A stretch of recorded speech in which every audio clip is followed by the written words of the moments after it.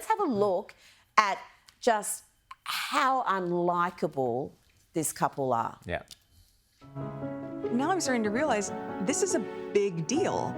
I mean, Americans will understand this. We have medieval times, dinner and tournament. It was like that. Like, I curtsied as though I was like...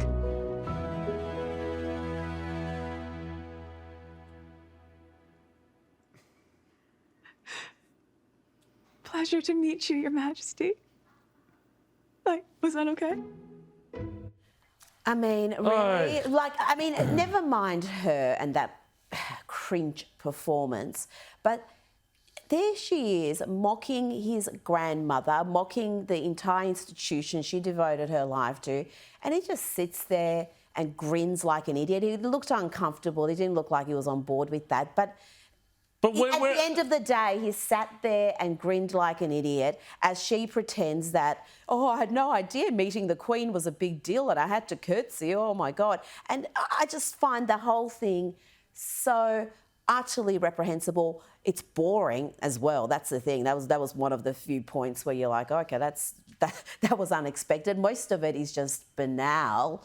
But isn't this just Harry and Meghan, like, just milking out the last moments of care that anybody has about them? I mean, what happened with Oprah interview? Why we got a 6-part series? Yeah, well, exactly. Now? And it's like, oh, we just want our privacy, so please watch our 6-part Netflix series where, we've got cameras in there and, filming us have a little smooch in the kitchen. I mean, it's just so vile. And the stuff that he says, and clearly he's been, brainwashed and put up to this by... Come on. No, he has. The way he's been, absolutely brainwashed by this Svengali Meghan to turn against his own family, saying, essentially that he's the only one in the family who married for love, which is basically saying, oh, well, his brother married a commoner.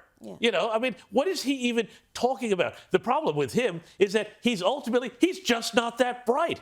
He's dumb. He's a dope. This is why he's been tricked into this. Yeah, it's not even trickery. She's not that bright. Neither of them are that bright. Oh, they're both morons. Dull. They're not. They're just boring. But they exemplify the whole kind of woke mentality. So long as you say you're a good and virtuous person, that's it. That's all. Not you have only to are do. you good and virtuous, but you're a victim. Yeah, you've got to be a victim. And what better thing to be a victim of than the royal family, this horrible institution responsible for colonialism, and they're all white people, and it's just horrible, And so what better institution that screams establishment, old world that the left is trying to take down, but the monarchy. She's supposedly infatuated with Diana, but they've missed the critical point about Diana, is that she went and actually did some good. She went out and investigated landmines and brought the whole issue of landmines to... What have they done? What have they actually done? They took a private jet to an event where they talked about climate change. And racism, so exactly. Give them a medal. Yeah, so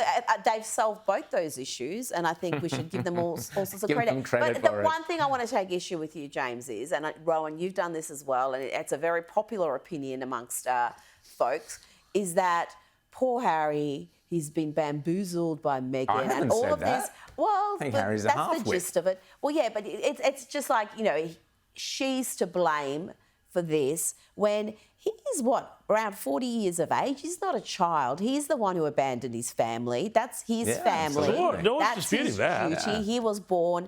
And I think a lot of this comes down to that he's not going to be king. He resents being born second, and he's not ever going to be king. And that seems to be something that he's not coping with. And then he talks about, that there is a hierarchy in the royal family. No kidding, Harry, really? What? I mean, some of the things that are massive revelations to him are just so self-evident that you think, I mean, what is... But I do... Look, it is true that obviously, he is his own mind, he is his own... Well, there is a mind there, but he's his own person. He is a grown-up, he's over 18 years old, all of that. But it is also so clear to me that this is a very controlling relationship, on her part. and that she has worked. And people out there will have seen this happen, with their own friends, with their own families, where somebody has hooked up with the wrong person who has separated a person from, everybody that they have. Friends. Yeah, and because they want to, have this person all to themselves, they say, oh, these people are bad for you. I'm good for you. He comes into this with, obviously hurt, trauma, damage his mother, everything else, and she says, I can fix you. These people are the reason why you're all screwed up.